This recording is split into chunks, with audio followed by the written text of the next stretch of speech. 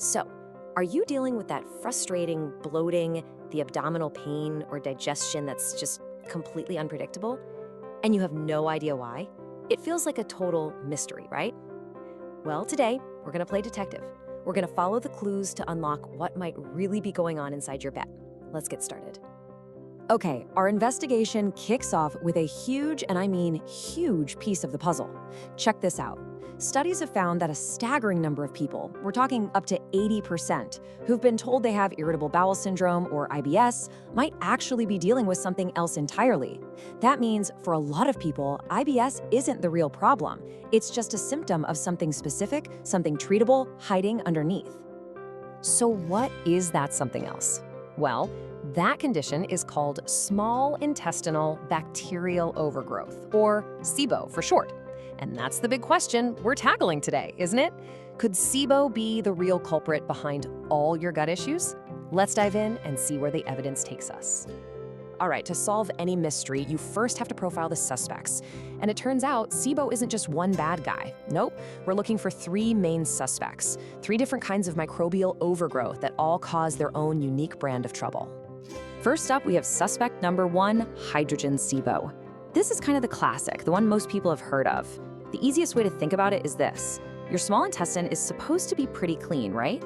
Well, in this case, some bacteria that really belong way down in your large intestine have decided to, well, move upstream and set up shop where they don't belong. So here's their MO. When these specific bacteria, like E. coli and Klebsiella, start feasting on the carbs you eat, right there in your small intestine, they produce a ton of hydrogen gas. All that extra gas does two things. It pulls water into your gut, and it speeds everything up. And what does that lead to? Yep, diarrhea. This is its classic calling card, and it's exactly why so many people get misdiagnosed with IBS-D. Okay, time for suspect number 2. And this one's a bit of a plot twist. It's called Intestinal Methanogen Overgrowth, or IMO. And here's the kicker. This one isn't even caused by bacteria. No way. The culprits here are a totally different type of microbe called archaea. And that distinction is so important. See, these archaea are like little recyclers. They eat the hydrogen gas that other bacteria produce and turn it into methane. Now, methane gas has this unique effect. It literally hits the brakes on your gut. It slows down all the muscle contractions that are supposed to push things along. And the result of everything grinding to a halt? Constipation. That's the telltale sign of IMO and why it often gets labeled as IBS-C. And that brings us to our third and final suspect, hydrogen sulfide-SIBO. Now, this one is famous, or maybe infamous, for producing a gas with a very, let's say, memorable smell. You know that rotten egg smell? Yeah, that's hydrogen sulfide. The bad guys here are bacteria like Desulfovibrio. When there are too many of them, they pump out a ton of this hydrogen sulfide gas. And this stuff doesn't just smell awful, it's actually pretty nasty for your gut lining. It can be pro-inflammatory, damaging the cells, and causing a lot of irritation. And all that irritation, it often leads to diarrhea, plus that signature foul-smelling gas. Okay, so we've got our lineup of suspects. But how do we actually find out which one, if any, is causing the trouble? Well, our number one tool for gathering evidence is a really simple, non-invasive thing called a SIBO breath test. The whole process is actually pretty straightforward. You do a simple prep diet for a day, fast overnight, and then you drink a special sugar solution. And here's the cool part. If you have an overgrowth, those microbes will chow down on that sugar and start producing gas. That gas gets into your bloodstream, travels to your lungs, and you breathe it out. We collect those breath samples over a few hours, measure the gases, and boom, we get a direct look at what's going on in your small intestine. And you know what's cool? Our detective tools are getting better all the time. For example, a recent study showed that using a 75-gram dose of glucose instead of the old 50-gram standard made a huge difference. The number of positive diagnoses jumped from 22% to 36%. It makes sense, right?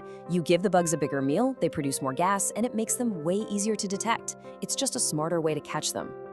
And it's not just about the dose. That same study found that time is also a huge factor. Running the test for a full 180 minutes or 3 hours instead of just 2 also caught a lot more positive cases. You're just giving that sugar solution more time to travel where it needs to go, which gives us a much more complete and accurate picture of the crime scene, so to speak. Okay, get ready for the biggest plot twist of this whole investigation. We've identified the suspects, we know how to find the evidence, but what if I told you that the bacteria and the archaea, they aren't the real masterminds? They're just the low-level thugs. The real culprits are the root causes, the things that went wrong and allowed them to take over in the first place. And this quote right here, it just nails it. SIBO often isn't the root cause, it's a symptom. Something upstream has gone wrong. This is so key. SIBO is almost always a downstream effect of something else. So to really truly solve this case for good, we have to go upstream and figure out what broke. So what broke? Well, your gut has this amazing built-in security system with two main players. First, you've got the cleanup crew. Its official name is the Migrating Motor Complex, or MMC. Between meals, it sends these powerful, sweeping waves through your small intestine, just washing away all the leftover debris and bacteria. Then you've got the gatekeeper, your stomach acid. It's like a powerful acid bath that zaps most of the bad microbes you swallow before they ever get a chance to cause trouble. When one or both of these systems go down, the door is just left wide open for SIBO to walk right in. So what could possibly take down these powerful systems? Well, one of the most common masterminds is a single bout of food poisoning. Here's how it goes down step by step. The bad bacteria from the food poisoning release a toxin. Your immune system, trying to be helpful, creates antibodies to fight that toxin. But here's the tragic part. Through a case of mistaken identity, those antibodies can also attack a protein in your own gut nerves. This attack damages the nerves that control the cleanup crew, the MMC. So it stops working properly, the cleaning waves stop, and bacteria just start to build up. And that's how SIBO can get started. But food poisoning isn't the only mastermind. Another one might be a medication that tons of people with gut issues are prescribed, proton pump inhibitors, or PPIs, for acid reflux.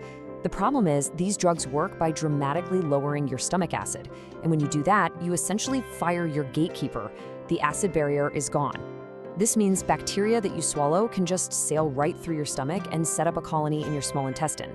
It's led to this really interesting idea that maybe, just maybe, the reason we see such a strong link between IBS and SIBO is because so many IBS patients are put on PPIs, which then cause the SIBO.